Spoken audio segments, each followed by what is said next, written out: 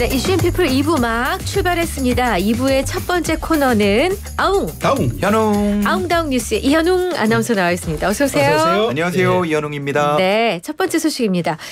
지난달 문화체육관광부가 배드민턴 협회에 대한 중간 결과 발표를 진행했는데 이어서 오늘 최종 결과를 발표했다고요? 네, 그렇습니다. 먼저 보조금법 위반을 지적했는데요. 네. 김태규 협회장이 후원 물품을 받은 후에 임의로 배분했다는 의혹, 네. 이른바 페이백 의혹입니다. 최근 2년 동안 후원사와 26억 원 규모의 수의 계약을 맺은 것 또한 이 보조금법을 위반했다고 봤는데요. 네. 이에 대한 책임을 물어서 김태규 협회장의 해임을 요구했고요. 네. 횡령과 배임 혐의로 경찰 수사도 의뢰하기로 했습니다. 네. 그리고 이번 조사가 사실은 안세영 선수의 폭로로 시작이 됐던 그렇죠. 만큼 네. 선수 관리 개선에 대한 부분도 언급이 있었는데요. 선수들이 사용하는 라켓이나 신발 같은 용품에서 선수들의 선택권을 넓혀주고 네. 개인 트레이너를 허용하도록 제도를 정비하도록 했습니다. 네. 그리고 배드민턴은 단식, 복식 이렇게 이루어지는데 사실 같이 라켓을 들고 셔틀콕을 두고 하는 경기라고는 하지만 워낙 특성이 다르잖아요. 그렇죠. 그래서 이 특성에 맞는 훈련을 진행하기 위해서 각 코치진을 두기로 했습니다. 네. 그래서 현재 13명에서 코치진을 20명까지 늘리겠다고 네. 했고요. 네. 주말이나 공휴일에 좀 부당하게 선수들의 외출이나 외박을 막는 것을 이제 원칙적으로 허용하기로 했고 예. 내부 부조리에 대해서는 정기적으로 모니터링을 실시하겠다고 네, 밝혔습니다. 네. 그리고 강력한 경고를 마지막에 남겼는데요. 네. 이번에도 협회가 변화가 없다면 자정 능력이 없는 걸로 판단하고 네. 협회의 모든 임원을 해임하는 관리단체 지정을 할 수도 있고 또 예산 지원 중단 등의 특단의 조치를 추진하겠다고 했습니다. 네. 아주 강하게 경고를 했네요. 그렇군요. 만약에 그 선수가 이런 걸 안세영 선수가 얘기를 하지 않았다면 이거는 영원히 묻힐 일 아니었을까요? 그럴 수도 그렇죠. 있죠. 예. 용감한 일이었습니다. 네. 네. 자, 경제 소식 하나 보겠습니다. 오늘 삼성전자의 3분기 확정 실적이 발표됐죠? 네, 그렇습니다. 삼성전자 오늘 3분기 연결 기준으로 매출이 79조 987억 원, 그리고 영업이익은 9조 1,834억 원을 기록했다고 밝혔습니다. 네. 전년 대비해서 매출은 17.4%, 영업이익은 277.4% 증가한 수치이긴 한데요. 시장의 기대치에는 미치지 못하는 수준이었습니다. 네. 그리고 역시나 시장에서 가장 주목했던 부분은 반도체 사업을 담당하는 디바이스 솔루션 부문의 실적이었습니다. 네. 매출이 29조 2천억 원, 영업이익은 3조 9천억 원을 기록했는데요.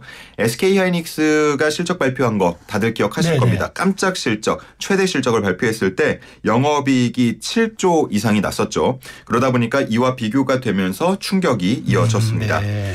한편 삼성전자의 실적은 이 SK하이닉스뿐만 아니고요. 어닝 서프라이즈를 보인 TSMC와도 비교가 되는데 요즘에 1993년 이건희 선대 회장이 임원 200여 명을 모아두고 했던 그 이야기, 변하지 않으면 영원히 2류나 2.5류가 되고 지금처럼 잘해봐야 1.5류다. 네. 나부터 바꾸자, 다 바꾸자. 이 얘기가 계속해서 좀 회자가 되고 아주 있습니다. 유명한 얘기죠. 예. 네. 그렇군요. 그런데 컨퍼런스 콜에서는 엔비디아 품질 인증을 의미하는 발언이 나왔다고요? 네, 김재준 메모리사업부 부사장이 주요 고객사의 품질 테스트에서 중요 단계를 완료하는 유의미한 진전을 확보했다 이렇게 말했습니다.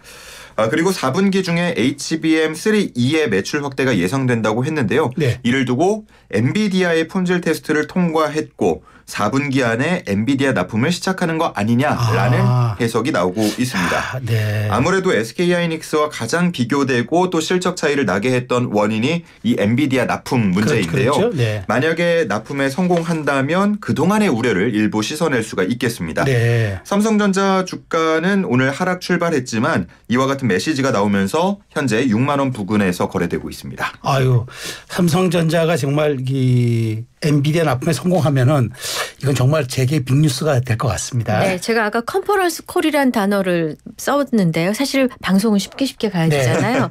얼른 좀 정의를 말씀드리겠습니다. 여러 참가자가 전화나 인터넷을 통해 동시에 음성이나 영상 데이터를 공유하며 진행하는 원격 회의 방식을 원격 뜻합니다. 회의 방식. 네. 네, 그렇군요. 자, 다음 소식인데요. 오늘 북한이 장거리 탄도미사일 도발하면서 긴장감이 다시 높아지고 있는데 납북자 단체가 대북전단 살포를 계획했다가 취소했다고요? 네, 그렇습니다. 납북자 단체, 납북자 가족 모임이 오늘 오전 11시였습니다. 경기도 파주 6.25 전쟁 납북자 기념관에서 대북전단을 살포하겠다고 네. 예고했는데요. 네. 그러자 이에 반대한다면서 주민과 시민단체도 맞불 집회를 예고했습니다. 앞서 이 시간에서도 저희가 한번 전해드린 적이 있는데 현재 인근 주민들 북한의 대남 확성기 등으로 그렇죠. 인해서 네. 일상생활은 물론이고 생업에도 문제가 있다면서 어려움을 호소하고 있습니다. 네. 대북전단까지 날리게 된다면 이러한 상황이 더 심각해질 수가 있기 때문에 그렇죠. 트랙터까지 끌고 나와서 좀 강력히 저지하겠다는 뜻을 내비쳤습니다. 네. 경찰은 이렇게 충돌이 예상되는 상황에서 충돌을 막기 위해 수백 명의 경력을 현장에 투입했고요. 네. 특별사법경찰, 특사경까지 투입하고 또 양측 사이에 버스 차벽을 세우는 등 공간을 분리하고 나섰습니다. 네. 오늘 오전 10시 그러니까 예고된 시간 1시간 정도 전이었는데 양측이 대북전단이 필요한 이유 그리고 필요 없는 이유, 반대 네, 이유를 네. 밝히면서 집회를 이어갔고요.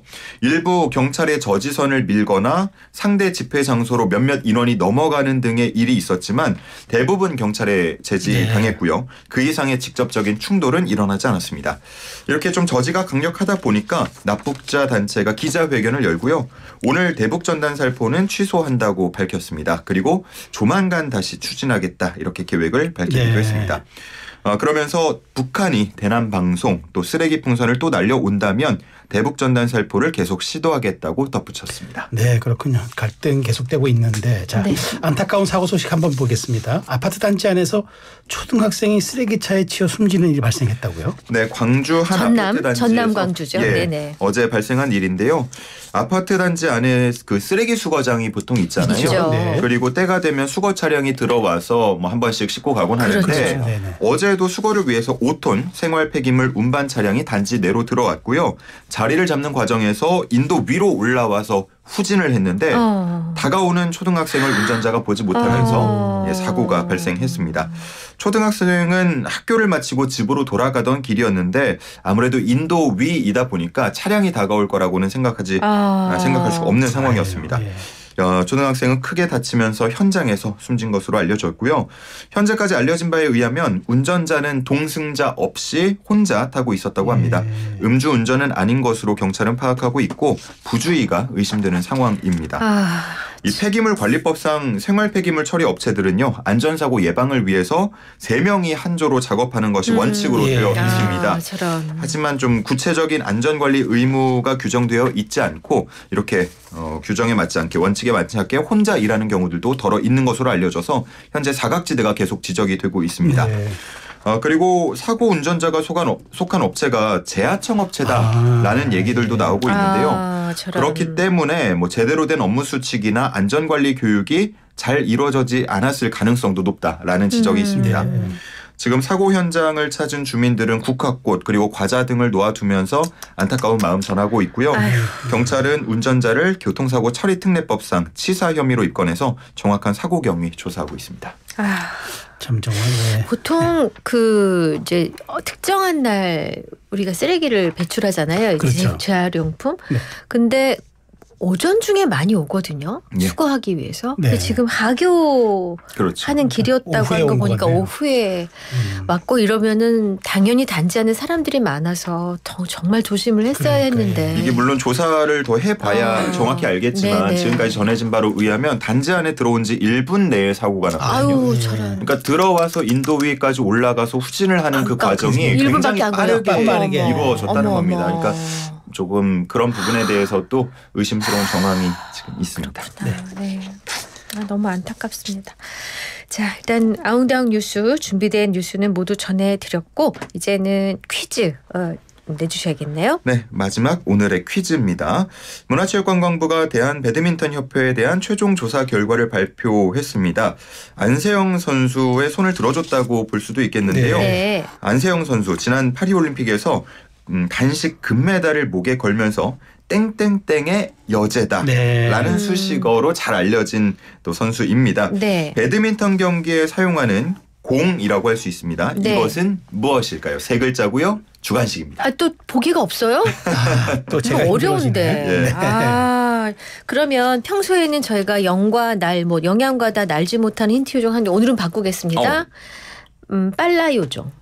빨간 나비 넥타이 요정. 빨간 나비 넥타이 메고 왔습니다. 빨라 요정. 빨리 주세요 힌트. 네, 힌트 드리겠습니다.